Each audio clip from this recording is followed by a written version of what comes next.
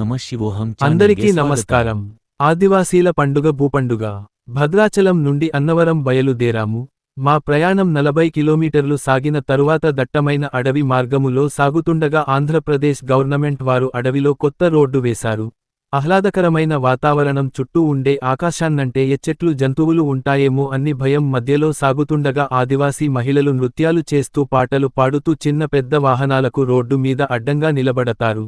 మనకు తోచినంత ఇవ్వమని భూ పండుగ చందా వసూలు చేస్తారు. వారితో కలిసి ఎందరో ప్రయాణికులు ఆనందంగా చిందులు వేస్తుంటారు.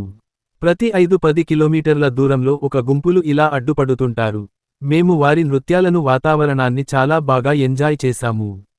అందులో ఒక మహిళను ఎందుకు ఇలా చేస్తారని అడిగినప్పుడు ప్రతి సంవత్సరం 5 రోజుల భూపూజ అనే పండుగ ఆచరిస్తారంట. ఆ 5 రోజుల భూమిలో ఎటువంటి తవ్వకాలు, మొదలుగా నాట్లు వేయడం వంటివి చేయాలంటే వారి భూమి మీదగల గౌరవానికి జోహార్లు చెప్పాలి.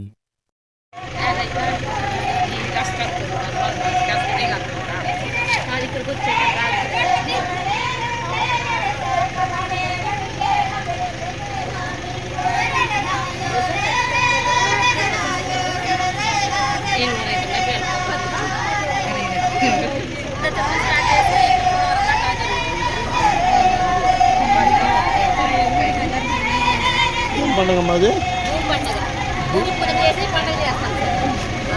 5 రోజులు తవ్వడం కానీ ఏం చేయడం కానీ చెయ్యం.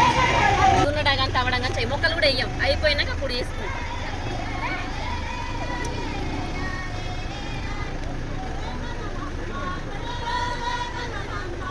వీడియో ఉండవు.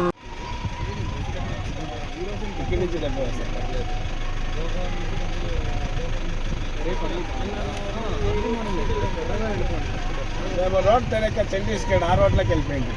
ఛత్తీస్గఢ్ మీరు ఎన్సెప్ట్ చేస్తారా?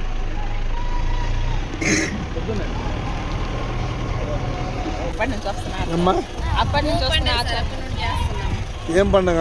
భూమి పండుగ. కొత్త విత్తనాలు వేస్తాం, నారు పోసేసి నారు వేస్తాం కదా సార్. దానికి పండుగ చేసుకుంటాం. పండుగకి ఏరియా మొత్తం అలాగే జరుగుతుంది సార్. అవునా? అవును సార్. భద్రాచలం స్టార్ట్ చేసి ఇక్కడ చూడవరం దాకా జరుగుతుంది.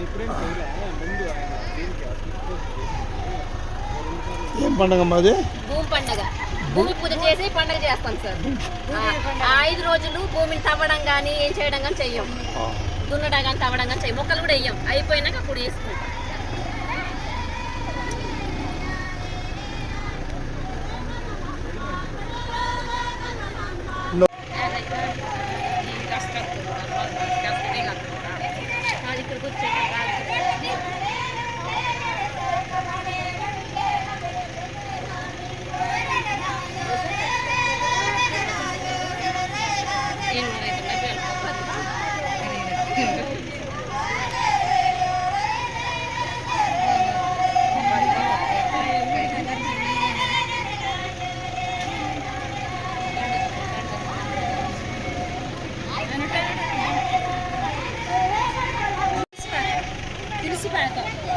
తెలుసు. ఏ జిల్లా ఇది? ఏ జిల్లా తాలూకు ఏం తెలీదా?